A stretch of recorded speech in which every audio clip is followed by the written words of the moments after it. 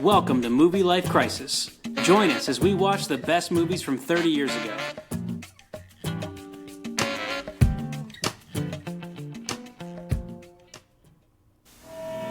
He's here. I can feel it. Now, Assume they got our phones, assume they got our houses, assume they got us. feel the heat.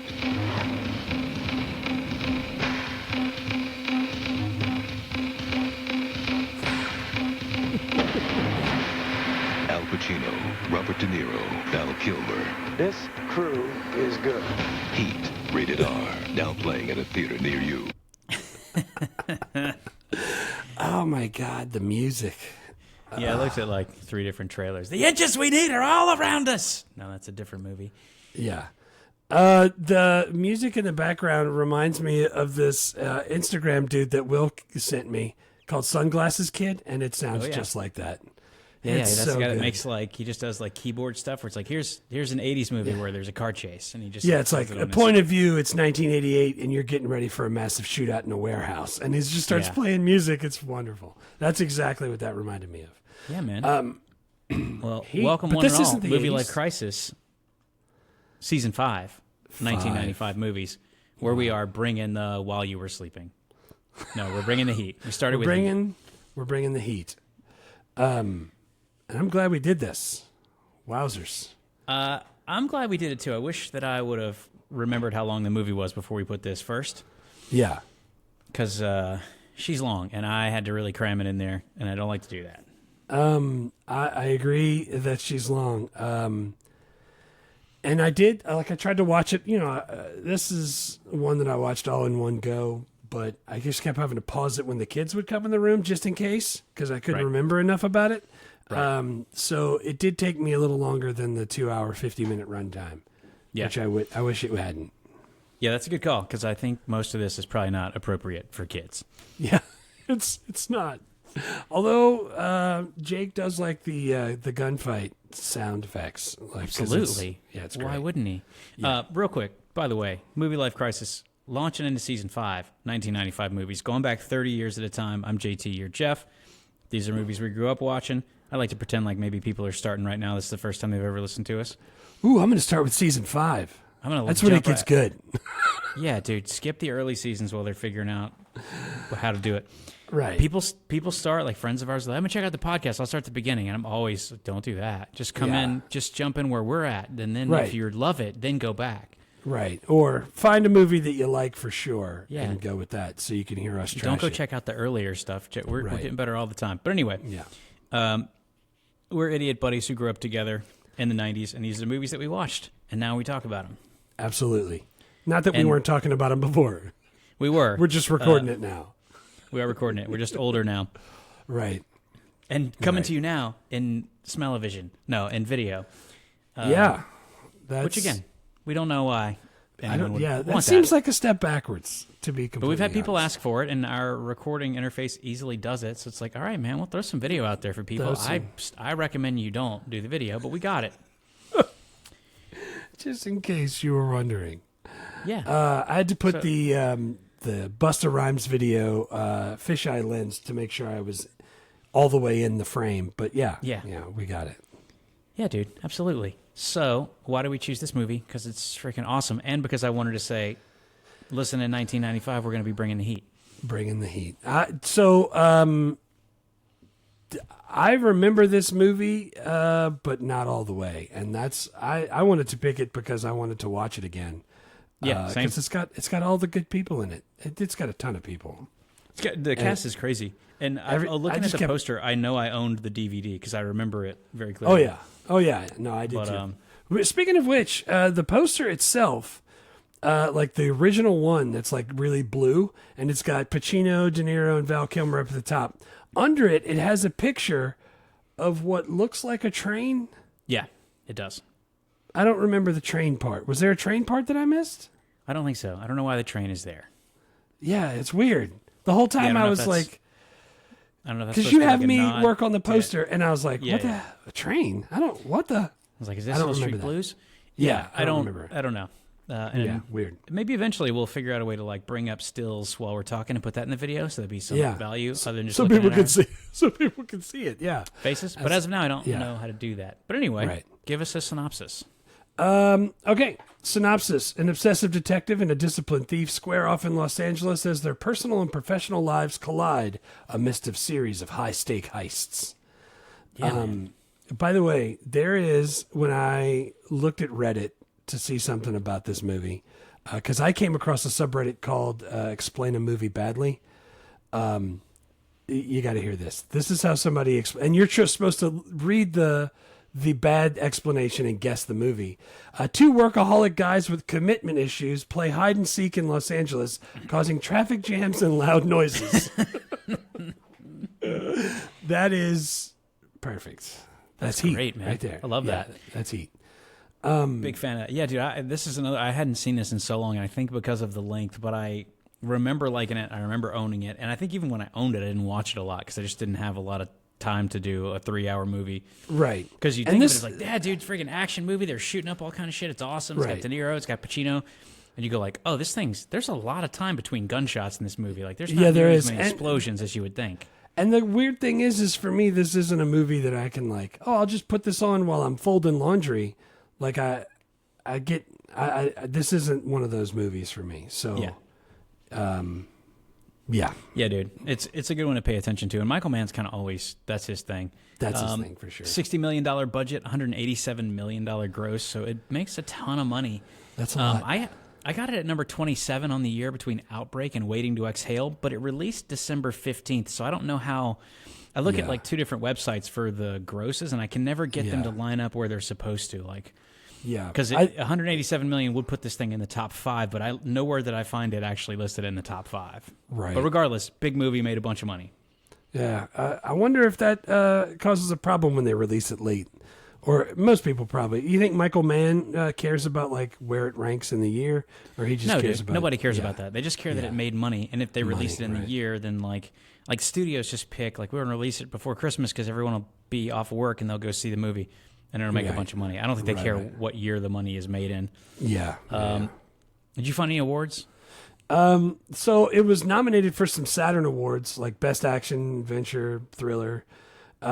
Chicago Film Awards had some Best Cinematography, but dude, it didn't win anything in the big.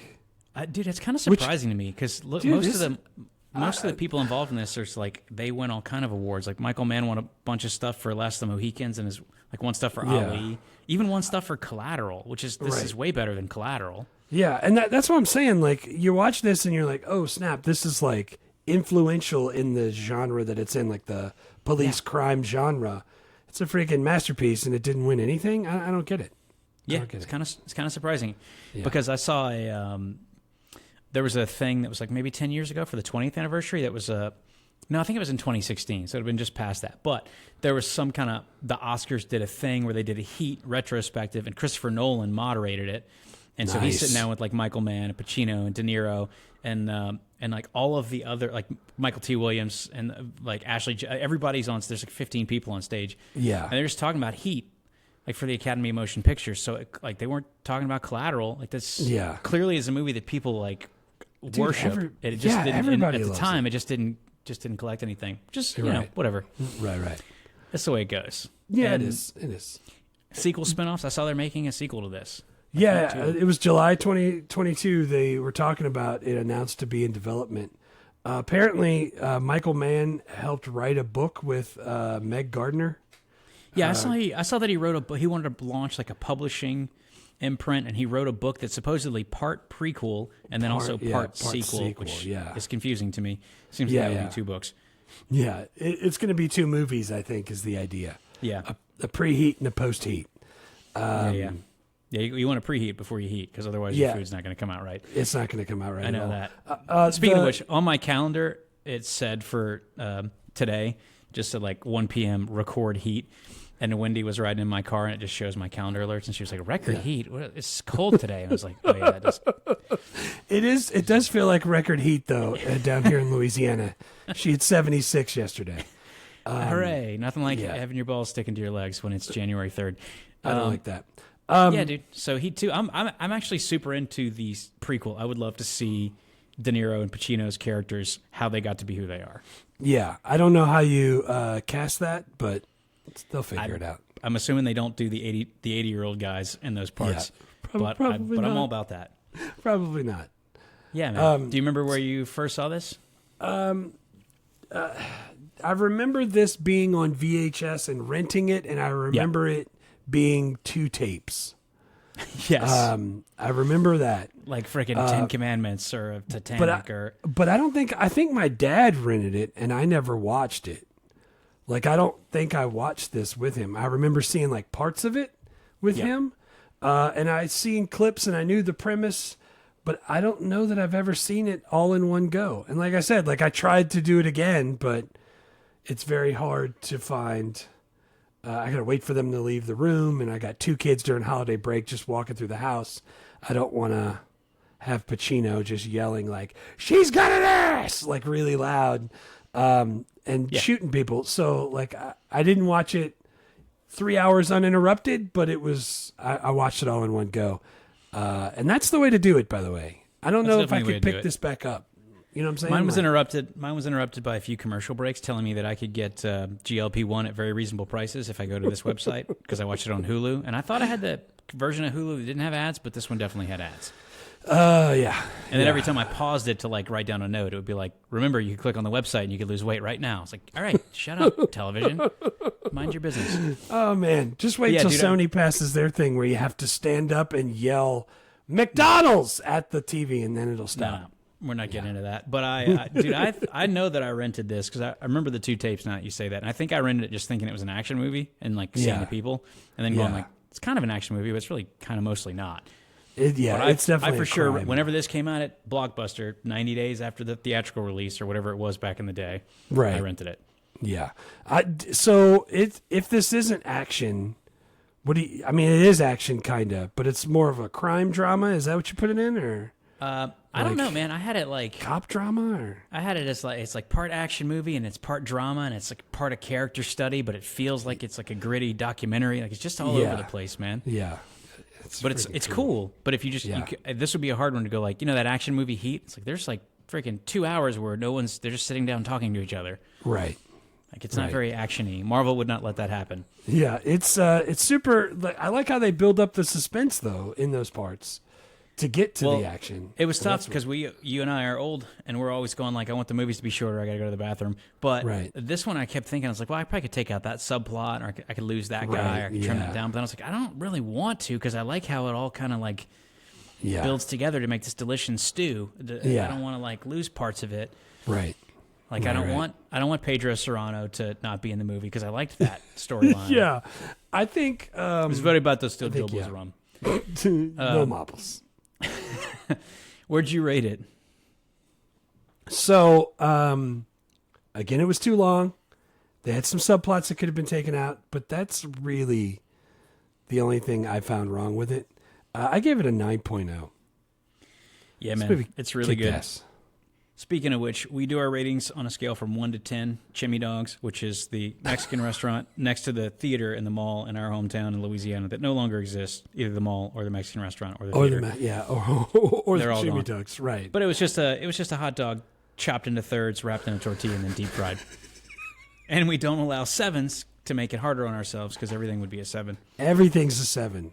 So yes, you go 9 Chimmy Dogs. Yeah. I got 8.5 because I would like it to be shorter, but there's not really anything I would have taken out, like the Van Sant storyline and Natalie Portman storyline, Jobu story. I wouldn't take out any of that. I like all that stuff. Or Allstate, whatever you want to call. Haysbert. But it's like, dude, it's just a sprawling, epic, kind of one of a kind movie, and I don't feel like you ever talk about sprawling and epic as adjectives that apply to heist movies set in cities. That's always like Brad Pitt on a horse is a sprawling epic movie with a long hair outside. Yes, hair's blown in the breeze. Maybe he's part Native American. You don't know, but like it's such an interesting, like I don't know. It's cool, man. I love a heist movie, and everybody in it's awesome. And I watched a bunch of the featurette stuff with Michael Mann. It seems like he's an absolute lunatic with the way he writes and directs movies. Well, when you said everybody in it is amazing, I really feel like everybody was in this movie. Like the whole time, I was just like, "Oh my God, there's him, Jeremy Piven, ooh, Natalie Portman." Piven for one like I was scene. just Hank Azaria, like Natalie Portman, all over. Yeah. Yeah, but like, so could you take like Hank Azaria out? Like, yeah, you could, but I like that they. It's clear to me that Michael Mann wants us to know why all the characters are acting the way that they are. So like, I could take out Bobby De Niro's love interest. I could lose that subplot, but I like that he has that tension at the end where he's like, I could get on the plane to New Zealand with my girl. We're clear. I could walk away, or I can pull over real quick and go kill this guy that outed my crew. Yeah, like I like it's same thing with freaking with Joe Boo. Like he's working he's on parole. He's working the freaking grill, and the guy's like mistreating him, and they lose a guy for the heist. And Bob De Niro asks Val Kilmer, "You see that guy? Do you remember him?" He's like, "Yeah, he was in whatever. It's in Chino." And they just go ask him, and Bobby De Niro's like, "I need a wheelman. Just tell me right now, yes or no. Are you in or out?" And there's like 5 minutes of scenes where his wife's going like, "I'm so proud of you, baby. I know the girl sucks, but just stick it out." Yeah. And he's like, "I hate this. I'm going to go drive." He gets shot. He died. Like, I could lose that. He'd save 5 minutes. But I like that that's in there. Yeah. That do you But think? I like, start thinking like structurally, it's like, all right, so I take out Joe Boo. He's not in there anymore. But the problem is they needed 3 people. They needed 4 people for the heist. They lost Danny Trejo. Right. Because he said he couldn't shake the cops. You're right. And so they'd be down a man for the heist. And well, what if they keep Danny Trejo in? Well, they can't keep Danny Trejo in because Danny Trejo is the reason that the cops showed up at the bank robbery. So like, all that stuff all ties together. Like it all makes sense. And so if I start pulling out pieces, this is like a Jenga tower. I actually can't cut many of the subplots, or the whole thing just crashes. It starts to fall. Yeah, I feel like some of the stuff, like the guy he goes back to kill at the end, Wangro. They like that whole thing where he's a serial killer or something. Like I felt like we could maybe narrow that down, and he could still shoot him, and we wouldn't feel bad.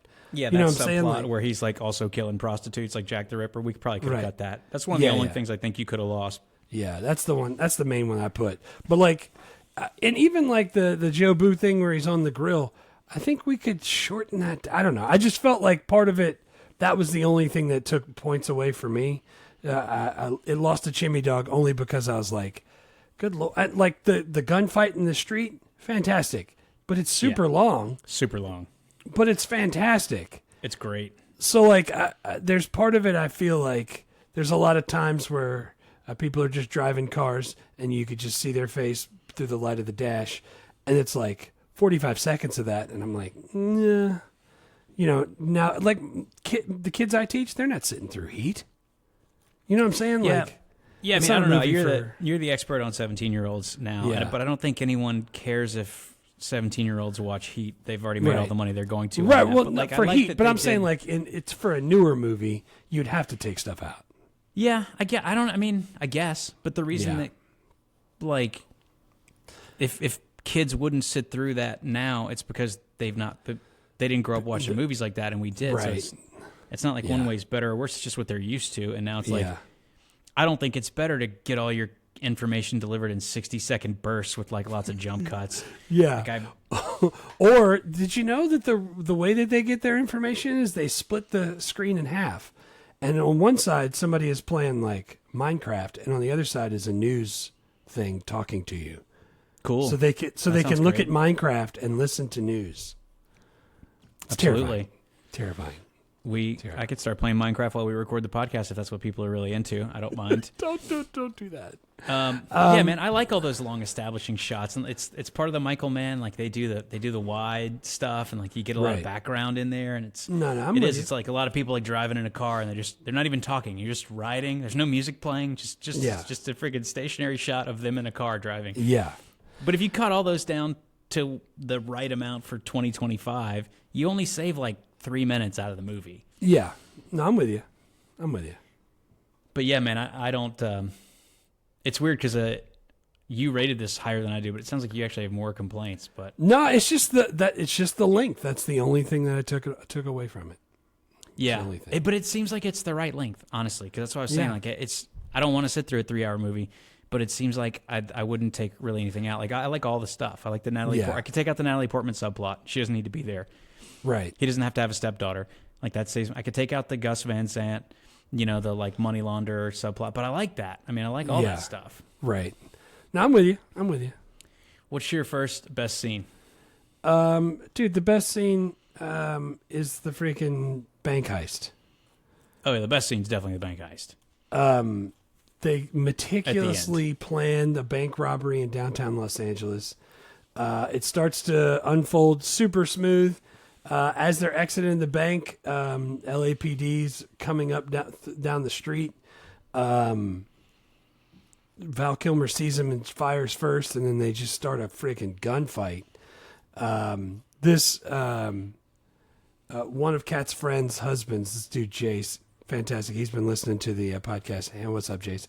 He was talking about how like he was just reading. Oh man, this is one of the like greatest action sequences ever filmed. Like, it's chaotic, it's realistic, it's choreographed. Like, it teaches like the cops like how people can retreat and fire at the same time. And the sound design is like revolutionized, like how gunfire sounds on movies. Like all of that stuff together just makes this friggin'.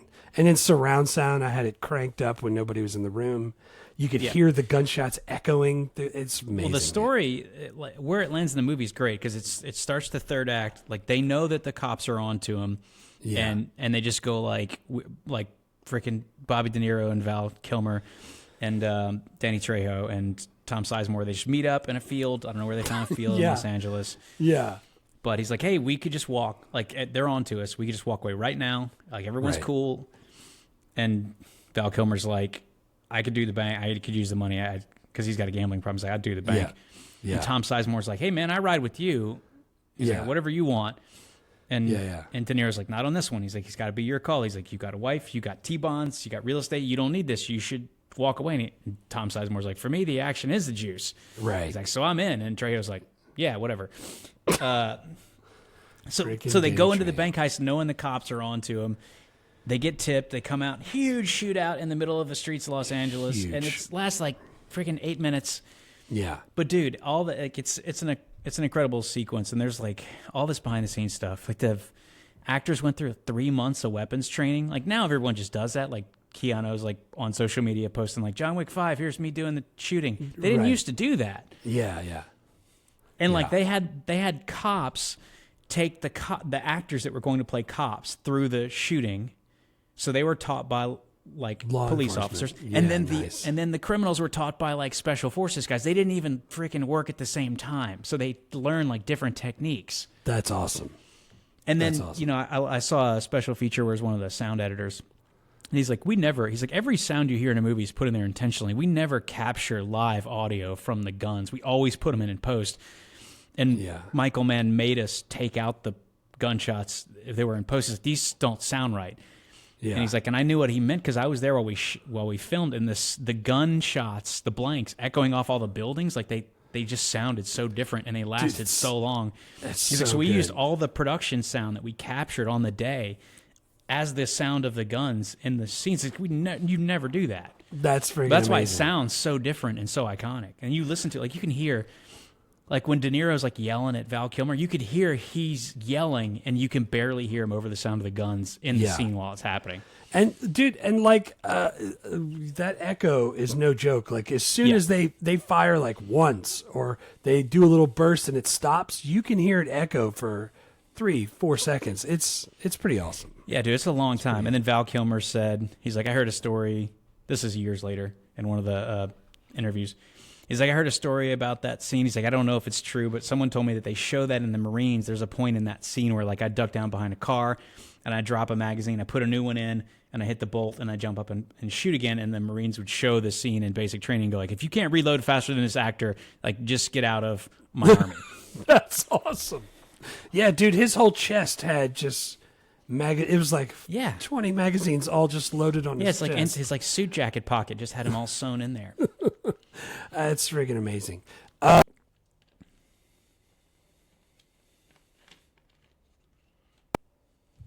do they do the bullet holes on the side of the car or like the windshield? Is somebody like actually, because there's a part Val Kilmer's hiding behind like a Trans Am or something. And the camera angle is off to the side, and he's shooting, and you see like the freaking fire coming out of the gun as he's shooting, whatever that's called, like the out of the end of the muzzle. And the flash. front of the windshield is like just getting riddled with bullets. How do you do that on a windshield? Is that like little charges that they place in there that just blows up? I think it must be. I think they put the charges there, and they cut to it as it's exploding, so you can't see the charges. Yeah. And then I think for the car panels, I think they probably do squibs inside and they just explode. Yeah. That's my guess anyway. Yeah. Dude, because it looked so freaking real. And like, so Jake saw that when he was walking through. He heard, of course, I had it cranked up, so he heard it. He comes walking out and he was like, oh man, this is like Bad Boys 2. You know, like when they have that shootout when... what's her name her car gets stuck with no doors on the side. Yeah. And there's Gabrielle a big Union. shootout. Union. And there's a big shootout like in an intersection. And he's like, that's what it reminds me of. And I was like, dude, this was way before that. And I think it has a lot of similarities. It's a fantastic scene. Like if I'm going to watch a scene from this movie, this is what I'm watching. It's crazy. And then you also see, like they were saying that they could only shoot that on the weekends, and obviously it's this huge action set piece, so it took them like a bunch of weekends, and so you have to come back, remember where you were standing last weekend, get all the cars and all the extras, and they said every take they would use 800 to 1,000 blanks, like rounds. Good Lord, that's crazy. It's nuts. But they also said that the SAS guy that trained the British Special Forces guy who trained the actors, the robbery actors. He said that he made him actually go like prep a bank heist. Like Tom Sizemore was like, I got in disguise. I went in there and applied for a loan. It's like we all went and cased the joint and like took notes and figured out where the cameras were and figured out where the manager sat and then came back and shared all the notes and like couldn't believe how much information we got. And then when they looked at the bank security cameras, like no one ever realized that De Niro and Val Kilmer were in there casing the bank. Like they didn't even get recognized. That's awesome.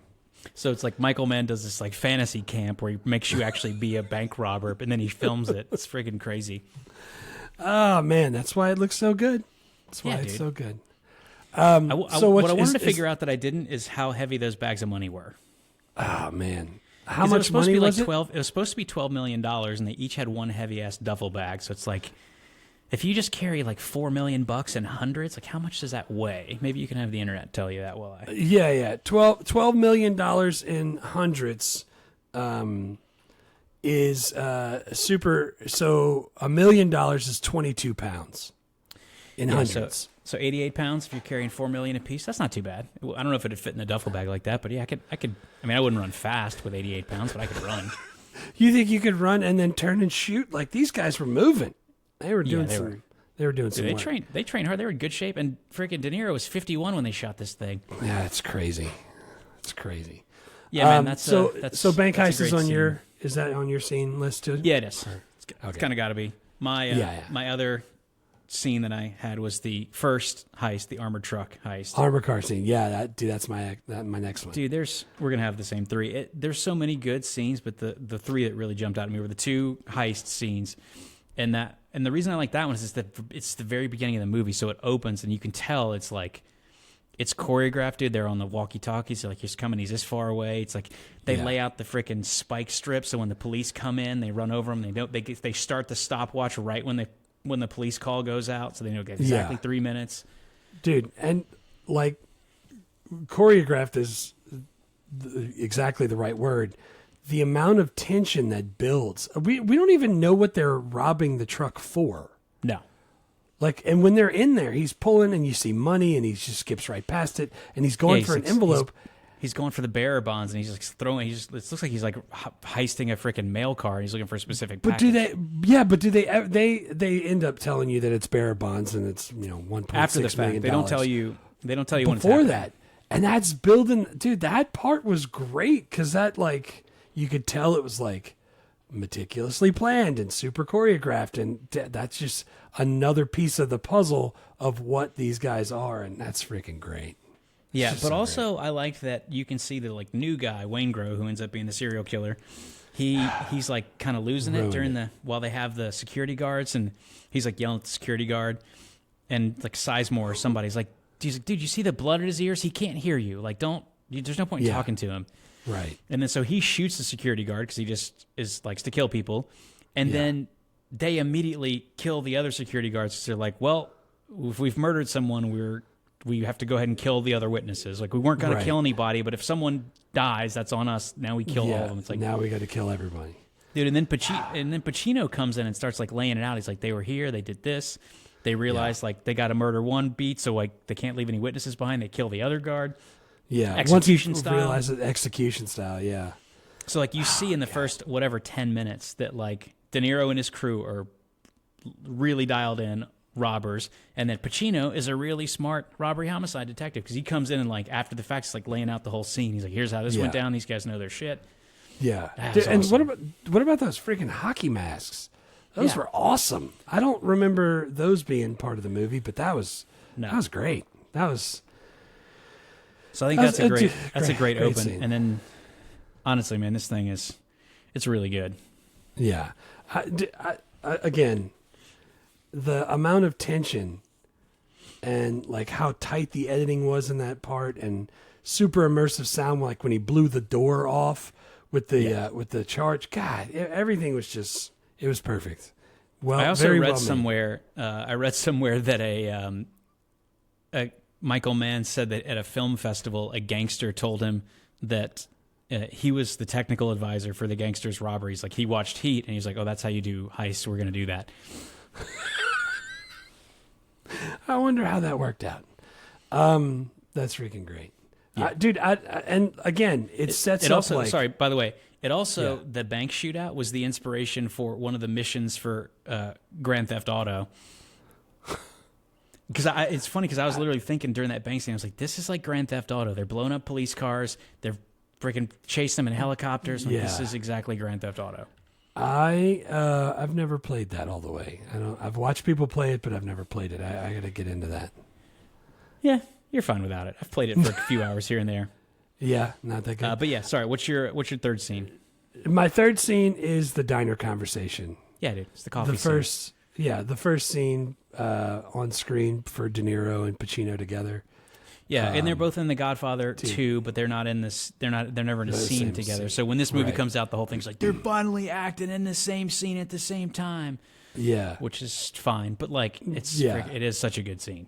Yeah, dude, and you know it seems like a lot of police resources to follow this guy. Have a helicopter. Him and Pacino in a helicopter, gets off of the helicopter in a car, gets behind him, pulls him over, and then asks him for a cup of coffee. Yeah. It seems like a lot, but I guess worth it. But he ends up letting him go after we that. talked about this when we did Speed last year. It's like if they'd have just paid Dennis Hopper the money he wanted, it would have been way cheaper than blowing up like 14 city buses and a bunch of the subway system. They could have just given him his money. Yeah, hands down. And blowing up a plane. But dude, it's like a quiet diner. They just they're talking about their lives and their philosophies and their inevitable confrontation that they're going to have at the end. Dude, it's just it's really good. It's really, man. I was reading about how Michael Mann just did it, let him sit down there and talk. And he recorded it live, in a bunch of different camera angles all at once. It's just iconic. They said when they talked about it. So that Michael Mann, Al Pacino, and Robert De Niro sat there with Christopher Nolan on this panel in 2016 and talked about that scene. And Christopher Nolan asked about the cameras, and I read the thing too. But Michael Mann said there were two cameras, one over each of their shoulders, pointing at the other actor, and then one wide shot of the two of them that they never cut into the film. So there were only three cameras, and they only ever used two of them. But he said what they did is that they didn't rehearse it really, and Michael Mann loves to rehearse a lot, and Al Pacino loves to rehearse a lot, and they said Robert De Niro's suggestion was they not rehearse it a lot, just And Bobby De Niro was like, well, we were seated, so there wasn't any blocking to go through. So it's really just like, I wanted to just like have it feel fresh. And so they did that. They just didn't rehearse it. They just kind of sat down and did it. And then Michael Mann, dude, this is 2016. So it's 21 years after the movie's been made. Yeah. Michael Mann's like, yeah, almost everything you see in the movie is from take 11. I keep remembering. Good Lord. Dude, and Bobby De Niro's like, it's like, take 11, huh? Shaking his head. Yeah, dude, I'm glad they did it like they did it because that scene was super powerful in the movie. Yeah. It set up a whole thing. Yeah, and it's also, I always like when when the cop and the robber can sit down and go like, hey, me and you are kind of friends, but we also might kill each other. But we're very similar people. Yeah, exactly the same. It's just two workaholic guys freaking playing hide and commitment seek. issues, playing hide and seek, and causing traffic jams and loud noises. Yeah, 3 good scenes, man. 3 good scenes. Those are freaking fantastic. Yeah. What about what's quotes? It was hard for me to come up with quotable quotes. I know, man. It was hard for me too. I think the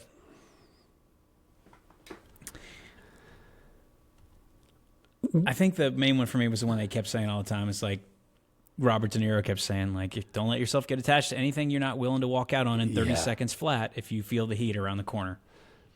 Title. Because he said it like 3 times, and it's in the title. Yeah. And it's clear that's his life philosophy is like no attachments, be ready to walk out anytime. I wrote that was my first one too. I was like, his freaking Neil McCauley's personal code with his crew was fantastic. Just if you're not willing to walk away. And they did that in the movie when they were stealing the diamond bits or whatever they were stealing. Yeah, they're about to break into the like precious metals building.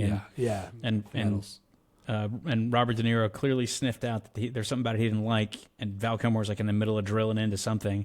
Yeah. And Bobby De Niro's like, it's off, we walk. And they just left the tools, just walked right out of there, didn't clean up, didn't close the door, just got in the van and drove away. Yeah, and it was because that one officer like decided to sit down and his freaking gun belt rattled against the wall of the truck that they were hiding in across the street.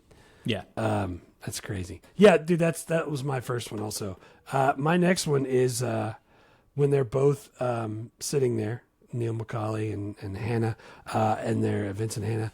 And he's like, I do what I do best. I take scores. You do what you do best. Try to stop guys like me. That was awesome because it shows like, I know that we're both on opposite sides of this thing, but we're really close. It's just the mutual respect and the understanding between the two characters gets summed up in that one line, and I that's why I picked it. Yeah, man, that's a great one. I had that one as well because I like when those two guys are talking. Again, there's not a ton of quotes in this movie. Yeah, I didn't have a third quote actually. So the third one I had is when he was. So they steal the bearer bonds early on, and then they realize they're like whatever broker John Voight is like, hey, those bearer bonds belong to money launderer Van Zant. He's like, they're insured, so like let's just try and sell them back to him. We make a little bit of money. He gets his insurance money plus his bonds back. Like everybody makes out. Yeah. And Van Zant's like, yeah, great, no problem. And then he's like, oh, I'm going to kill him. He's like, we're going to do that. And so he tries to kill him. It doesn't work. And then Bobby De Niro calls Van Zant and just freaking calls him up. He's like in the freaking kitchen of a restaurant or somewhere. Just walks back there and uses their phone. It just you got to use a landline. And Van Zant's is like, he's like, who's this? He's like, you know who this is. He's like, can I tell you who I'm talking to? He's like, I'm talking to an empty telephone. I'm like, what do you mean? He's like, because there's a dead man on the other end of this line. And he hangs up. That's great. Yeah, that's great. And then the money launderer, who was all about killing people before then, just like went freaking and just locked himself into his penthouse for the whole rest of the movie. Yeah, then until Robert De Niro actually did go kill him. He lived in his actual office. And he was like, you know how long I've been here? That's freaking great. That's great. Yeah. By the way, William Fichtner as Van Zant. I like that guy. Yeah. Freaking Paul Perret. Every time I see him, I don't know why he reminds me. Like Contact and Virtuosity, a bunch of those movies. Yeah. He definitely has got a Paul Perret look. He totally reminds me of him. But like that subplot, I didn't need to have it, but I just liked it. Yeah. No, I liked it too. Maybe the fact that We needed that to show that, because remember when they went to go meet the guy, and Val Kilmer was sitting up on top of the building watching his back, and like it's just it helped show that those two were more they had a deeper relationship than just robbing banks together. Yeah. Yeah, I like that. I like all the stuff where you can see like how good but you also get to see more about Robert De Niro's characters. Like, even though the LAPD is closing in on him, he's going to take time out to like tell this money launderer that like he's not to be messed with, and he's definitely going to come get him at some point before he flies off to New Zealand. Yeah. There was another scene. I can't really. I want to say it was when he was talking to Tone Loc or something. It was Al Pacino, and he was like, "Man, I could get killed for telling you this," and he was like, "You can get killed for walking your doggy." Like, just a weird way to say it, but I like that quote too. I almost put it in there. Yeah, and that's another one, man. The whole informant thing with Tone Loc, like I could get rid of that, but I like it. I like seeing the number one, how much Al Pacino, even though he has a wife and a stepdaughter, never goes home, just stays out all the time tracking down crimes. And like the kind of behind the scenes police work where it's like I got informants, and then they got cousins, and then I do a favor for them, but then they tell me something I didn't know. Like, and they had to show up at his place with freaking Bubba Gump, and then like dude, smack some talking stuff trash. Break some stuff. Yeah. So I wouldn't take any of that. I liked all that. Yeah, agreed. All right, dude. Let's do characters. Who's your first character? Dude, I mean, we're probably gonna have the same three. I bet not.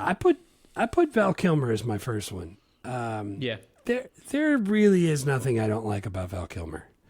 No. Like, there's so many movies he's in that I really like. When he played this character, he was like the right-hand man of Robert De Niro. He's talented. He's really good at all the things. He's got a turbulent marriage to Ashley Judd, who I assume used to be a prostitute. Is that what we were supposed to pull from that? I don't know. Maybe. I'm not sure. Yeah. But he's like it made me feel that he was vulnerable, and I like that in a character, especially when they're supposed to be like a hard ass that can wield guns and change magazines faster than a Marine. Like, the fact that he has all of that and can still be vulnerable, I think he played it really well. And that whole thing at the end where like there was like that emotional standoff, and he's like downstairs and she's up there and telling him that the police are there, and he gets to leave. And dude, I just freaking, it was great. I'm glad he made it out. I'm sure he didn't make it far, but I freaking love that character. It was great. Yeah, man, I love Val Kilmer. Same thing, high approval rating, and I like that his character made it out. And all the characters had like Tom Sizemore, like he's a family man. He's like everything's going great. He's got kids, but also he just really likes to go shoot up stuff and like steal money. He's all about it. Val Kilmer, I have kids, but I also like to kill stuff. Yeah, dude, the action is the juice. And then Val Kilmer, like he's got all the skills, and he's married to Ashley Judd, and he's got a kid who he clearly really loves. But also, he's got a huge gambling problem. So she's always trying to leave him, and he's got to keep robbing stuff because he keeps gambling the money away. Yeah. It's crazy. I laces out, Dan. I didn't put Val Kilmer on there just because I didn't think that character had enough to do, honestly. And there's so many good performances in this movie. Yeah. So my first one was Bobby De Niro. Yeah, he was my next one. God, he's freaking... He was my favorite. He's my favorite character in this movie. His methodical, I'm just going to...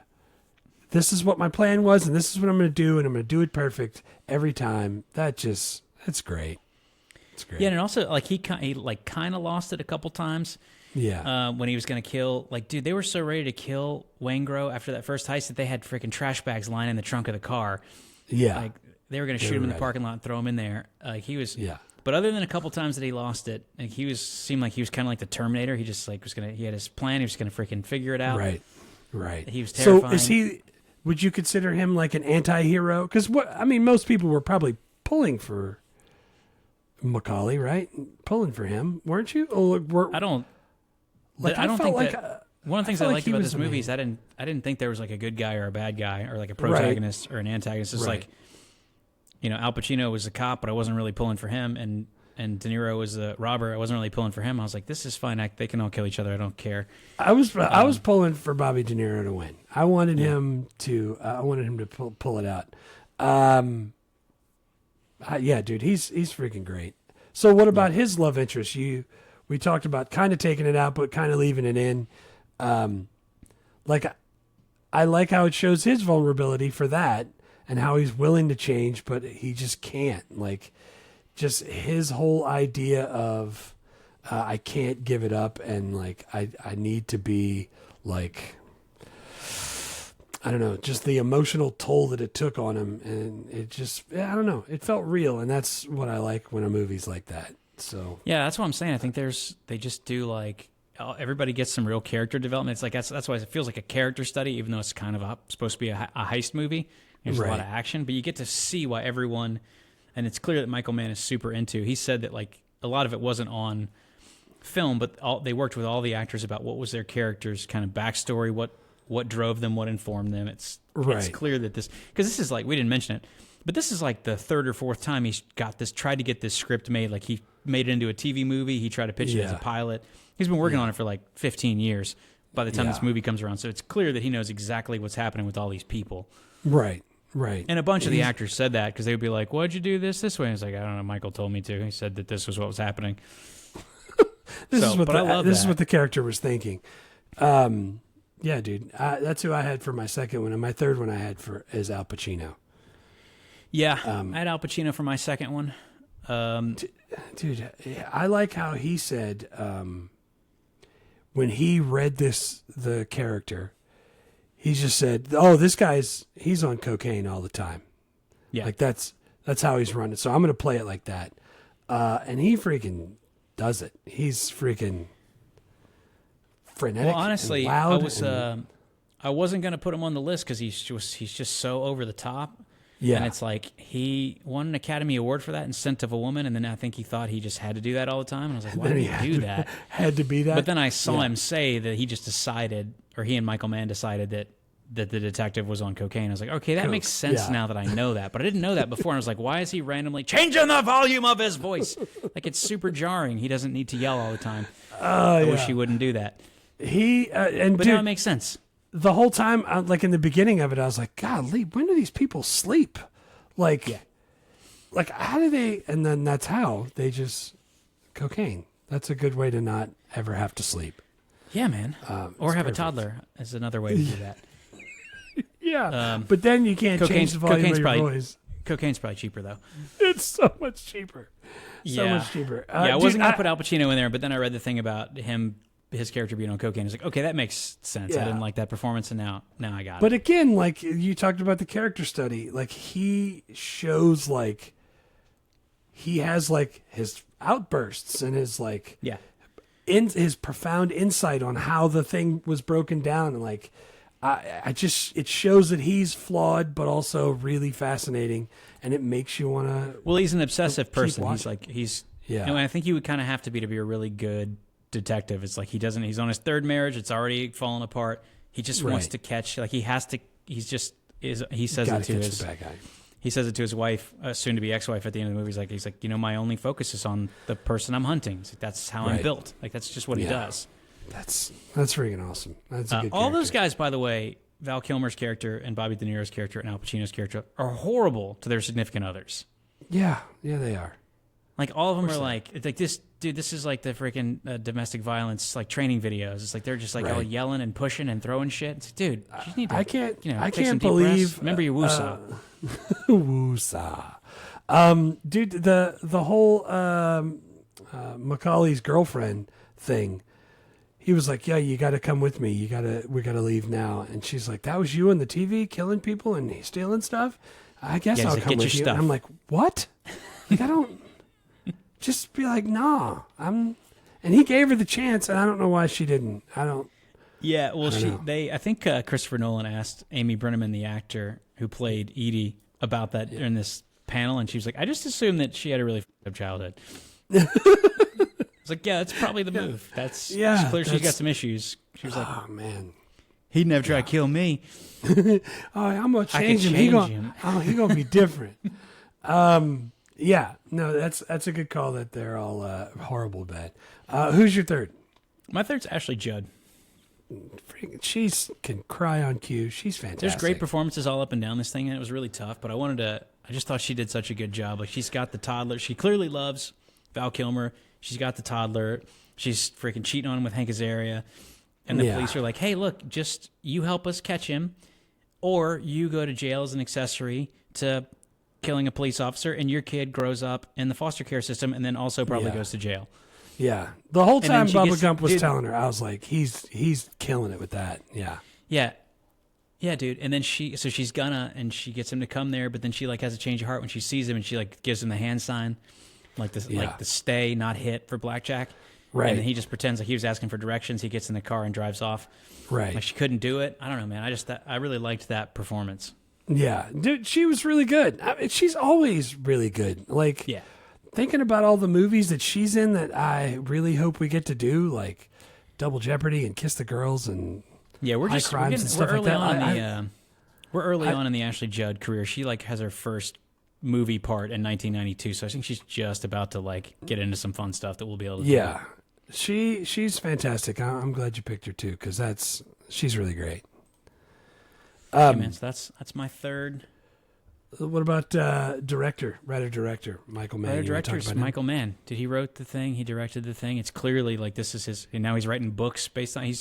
This is clearly his world. It's based on like a real story, I think, from the '60s in Chicago. This like cop robber dynamic where the two of them were kind of the guy from Alcatraz. Yeah.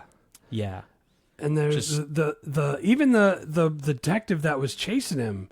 Was based on the guy that Al Pacino played. Like he literally wrote it around that whole thing. Of course, they robbed a grocery store for like $13,000, but this is a way better way better thing when you're carrying duffel bags full of $4 million a piece.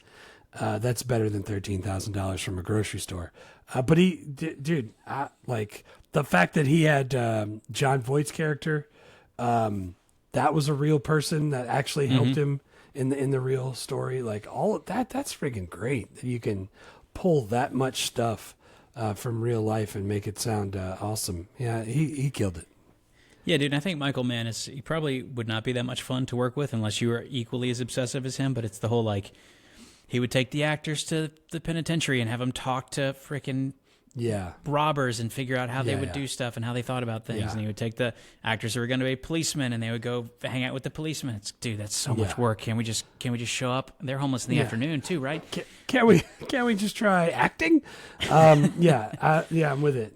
He's definitely obsessive about it for sure.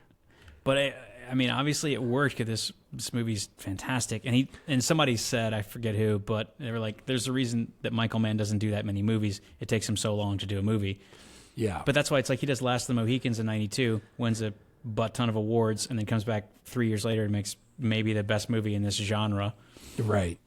Yeah. And then comes back a couple of years later and does Collateral and Ali. Like wins, like all of his movies, which there's only like 6, are really good. Yeah, he is good at it. Dude, I remember you talked in the beginning about the TV pilot. So he wanted to get this made as a TV pilot called LA Takedown. Or that was the name of they took the pilot and made it a TV movie. And he didn't like it. Wasn't that the thing I sent you where the line was the same in the pilot for the movie as the one for when they're sitting at the diner? The line that we picked as our quote was one of the lines that he, I think so.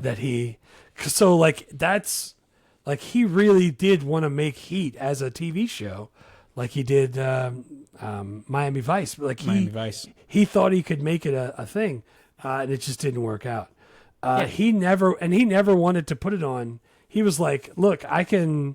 When NBC wanted, because that's who did the pilot. They want in '99. They were like, "We want to put." A version, we want to broadcast it on TV. He's like, I have stuff that was omitted from the theatrical version that we could add back in. We could be like a 2-night, 4-hour thing with commercials. And instead, they took like 40 minutes out of it to make it like a 3-hour thing with commercials. And he's like, you ruined my movie. Do not even put my name on it. So when they put the director's credit on the TV version, they just put a different name, Alan Smith or something. Like that's how he's super obsessive about this movie. Big time. By the way, I should mention, because you said he executive produced Miami Vice, which is crazy. And he also, one of his first films in 1986 was called Manhunter. It was written and directed by Michael Mann. It was the adaptation of the novel Red Dragon, which is the first appearance of Hannibal Lecter. So before Silence of the Lambs, he wrote that. What ends up being kind of the prequel film. Just That's cool. Awesome. That's awesome. Yeah, man. You got any other best? Can we just list off the people that I saw in the movie right quick? We talked about a lot of them, but there's like so many. Yeah, John Voight, Tom Sizemore, Amy Brenneman, Ashley Judd. We talked about all of them. Michael T. Wilson from friggin' Bubba Gump. Dennis Haysbert. That's the Joe Boo. That's Joe Boo. Yeah, William Fitchner. We talked about Natalie him. Portman. Natalie Portman's in it. Tone Loc. Henry Rollins. Henry Rollins. Hank Azaria. Tone Loc. It's just Danny fantastic. Trejo. There's a ton. Every time I saw somebody, I tried to like mark it, and I was like, "Good Lord, there's so many people in this. It's just great.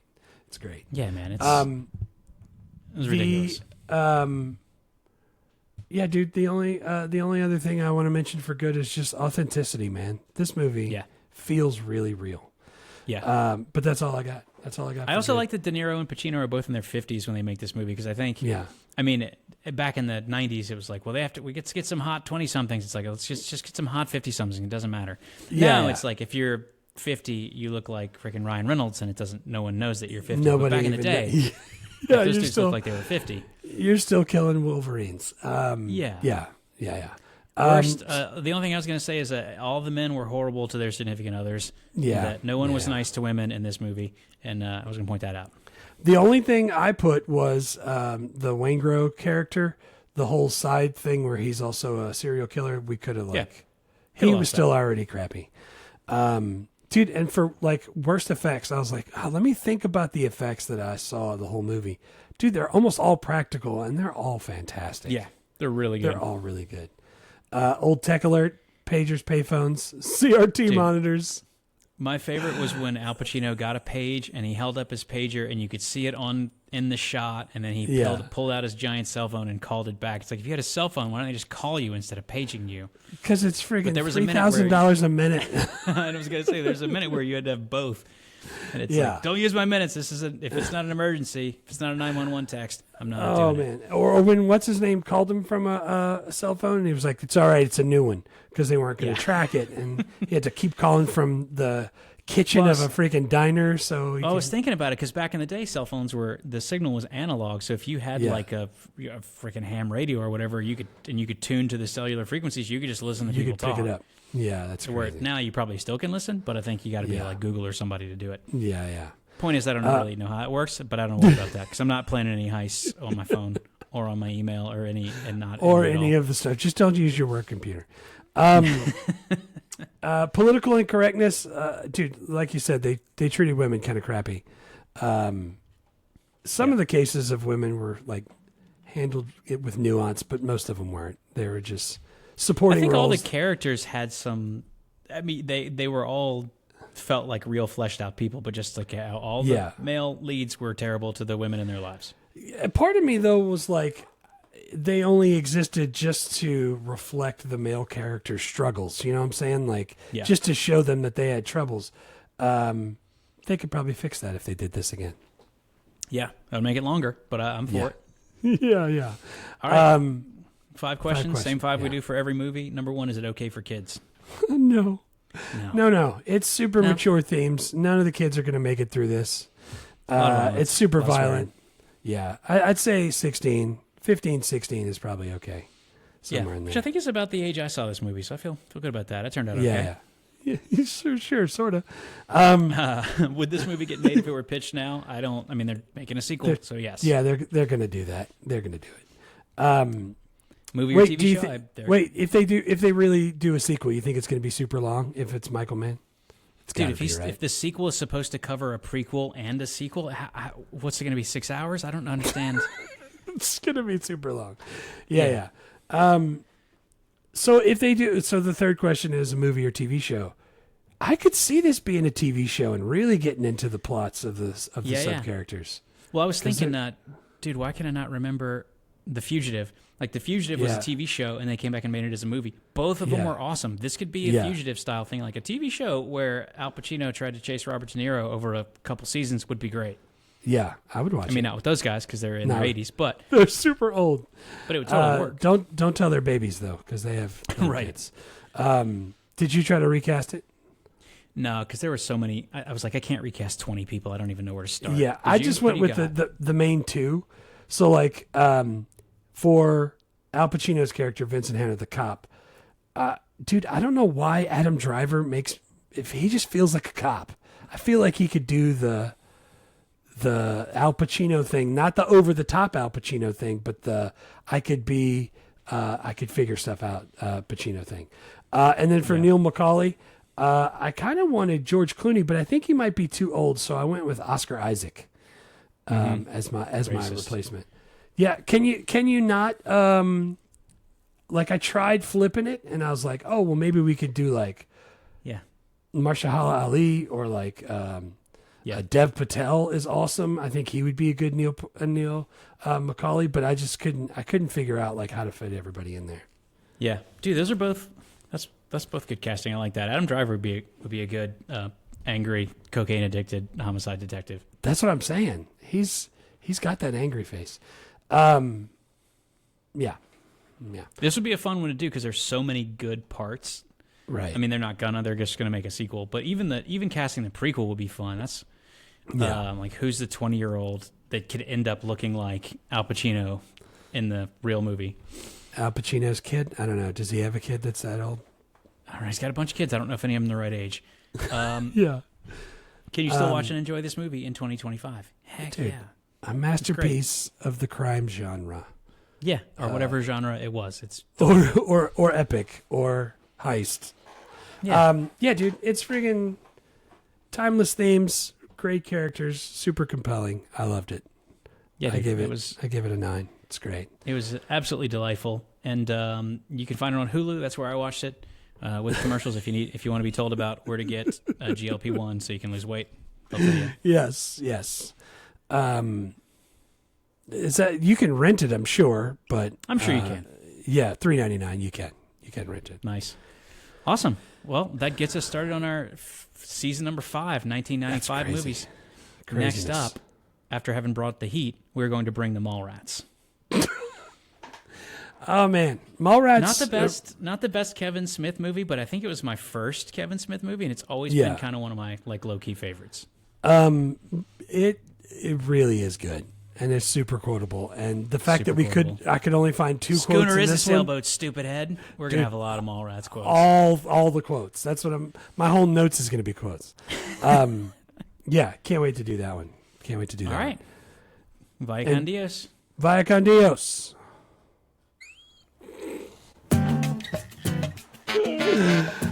Thanks for listening to Movie Life Crisis. Please subscribe, rate, and review, and remember, don't drive angry.